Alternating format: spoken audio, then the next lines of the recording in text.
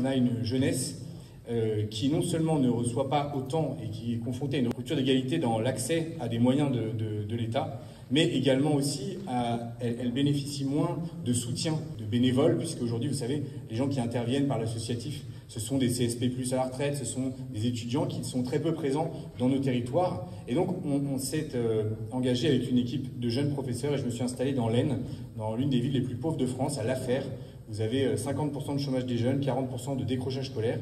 Et on a ouvert ce premier établissement, qui est devenu l'établissement pilote, et qui s'est donné pour mission de faire mentir la sociologie, de donner aux enfants de nos territoires les mêmes chances que ceux d'autres territoires, et notamment de nos métropoles. Et donc, ils ont la possibilité d'accéder à des outils pédagogiques qui sont généralement réservés à d'autres, des petits effectifs, un suivi personnalisé, des professeurs qui sont également des éducateurs et qui vont pouvoir tisser une relation étroite avec eux.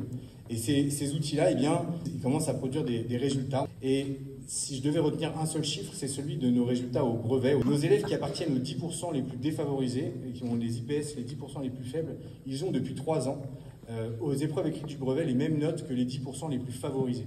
Donc je crois qu'il y a là un motif d'espérance dans notre capacité à tenir la promesse de l'école dans nos territoires.